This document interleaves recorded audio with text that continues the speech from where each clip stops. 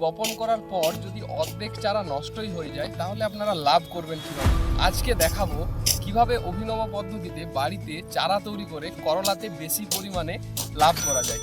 পাশাপাশি কৃষকের সাথে কথা বলবো এবং এই যে আগে থেকে চারা তৈরি করার এর কি কি সুবিধা রয়েছে সেটাও আজকের ভিডিওতে আপনাদেরকে জানাবো। তো ভিডিওটি শেষ পর্যন্ত দেখতে থাকুন। আশা করছি ভিডিওটি দেখলে আপনারা অনেক কিছু তথ্য আপনারা অর্জন করতে পারবেন আর আপনার কৃষিতে ব্যাপক পরিমাণে উন্নতি লাভ করতে পারবেন।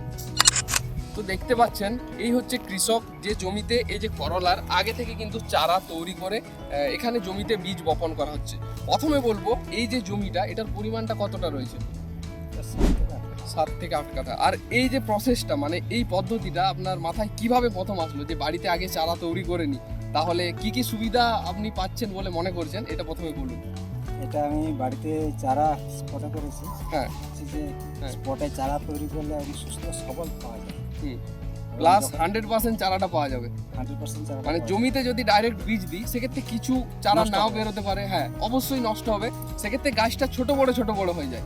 আর এটা করলে এক মাপে হবে, মানে একসাথে যদি চারা করা হয় তাহলে একসাথে গাছটা উঠবে, একসাথে গাছটা উঠবে আগে থেকে চারা করে নিলে। আরও বেশ কিছু সুবিধা রয়েছে, যেমন আপনি হয়তো জানেন যে এটা যদি স্পটে চারা করে লাগানো হয় তাহলে কিন্তু ফলনটা নর্মাল জমিতে লাগানোর থেকে 8 থেকে 10 দিন আগে পাবেন প্রথম।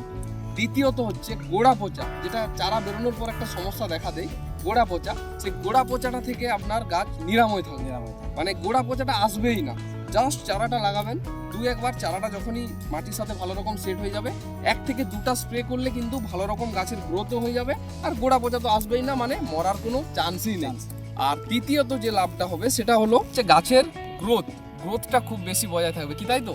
কারণ এখন শীতের সময় যদি ডাইরেক্ট কেউ মাটিতে দেয় তাহলে মানে যে সকালের দিকে ঠান্ডা কুয়াশা, রাতের দিকে কুয়াশা ভাব, গাছ বাড়তে যায় না। কিন্তু আপনি যখন স্পটে চারাটা তৈরি করবেন তখন কি দেখা যায় যে এটাকে একটা মানে নর্মাল টেম্পারেচারে রাখা যায়, মানে বাড়িতে তো তৈরি করা হবে তো যেখানে শিশির টিশির পাবে না, সেই কারণে এই যে গাছের গ্রোথটা কিন্তু খুব সুন্দর। আমি দেখতে পাচ্ছি যে গাছের গ্রোথ এটা কতদিন আগে দেওয়া হয়েছে? শীতকালে এখন 1 মাসের কাছাকাছি প্রায় বীজটা দেওয়া হয়েছে, কারণ বীজ বেরোতেই তো এখন 10-12 দিন লেগে যাচ্ছে। হ্যাঁ, আর এগুলো তো সব F1 হাইব্রিড জাত একদম। তো গাছের কোয়ালিটি দেখতে পাচ্ছেন যে খুব সুন্দর রয়েছে।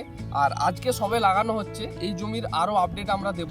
তো এটার প্রথম কুড় দেওয়া হবে তো কিছুদিনের মধ্যে, 7 দিন একবার, 7-8 দিনের পরে 7-8 দিনের মধ্যে এটাতে প্রথম কুড় দেওয়া হবে। তারপর এটার আপডেট কিরকম কি আছে, গাছটা কতটা সুস্থ আছে, সব কিছু আমরা ধীরে ধীরে এটার পোস্ট করার চেষ্টা করব। আর আপনি আর কিছু যদি বলতে চান তো বলুন আমাদের দর্শকদের, যে এইভাবে চারা করার কি কি সুবিধা পেয়েছেন বা কি কি বেনিফিটস মনে হয়, বা পরবর্তীতে কেউ করবে বা কি সমস্যা হয়েছে কিছু বলুন।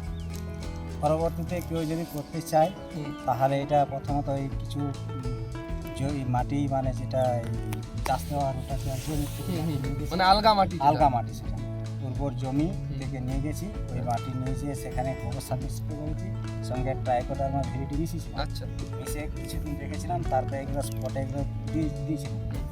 দিবার পরে বীজগুলো অঙ্কুর হওয়ার পরে তারপরে এগুলো স্পটে ফেলে দেওয়ার পরে গোবর সার মাটি দিয়ে এগুলো ঢাকা দিয়েছিলাম। আচ্ছা আচ্ছা। তারপর তিরপলের পলিথিন যেটা আছে পলিথিন দিয়ে 5-6 দিন ঢাকা দিয়ে রেখেছিলাম। আচ্ছা, তারপর 5-6 দিন পরে সব বেরিয়ে গেছে। বুঝতে পেরেছি। না হলে এই ঠান্ডাতে প্রায় 30 থেকে 40% জার্মিনেশন হয়, সেক্ষেত্রে আপনি কত পার্সেন্ট জার্মিনেশন পেয়েছেন? 80% জার্মিনেশন, 80% প্লাস। তো জার্মিনেশনও খুব সুন্দর পেয়েছে আর গাছের গ্রোথও কিন্তু খুব সুন্দর রয়েছে। এটা ছাড়াও আপনারা কোকোপিট বা সিডলিং ট্রেতেও চারা তৈরি করতে পারেন, কিন্তু এই জিনিসটা আমাদের এলাকার কোনো কৃষক এখনো পর্যন্ত করেনি। আমার মনে হয় আপনি প্রথম করলেন, তাই তো? হ্যাঁ, আমাদের এলাকার মানুষ যেটা বিশ্বস্ত যে চারা তৈরি করে জমিতে লাগালে হয়তো হয় না।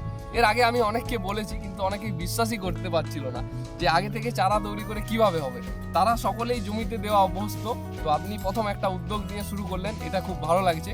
আর এই জমির সমস্ত আপডেট আমি দেখাবো পরপর, যে কতদিন আগে ফল হয়েছে, ফলের কালার সাইজ, সেগুলো তো আমি পরপর দেখাবো। ধন্যবাদ আমাদের ভিডিওতে আসার জন্য।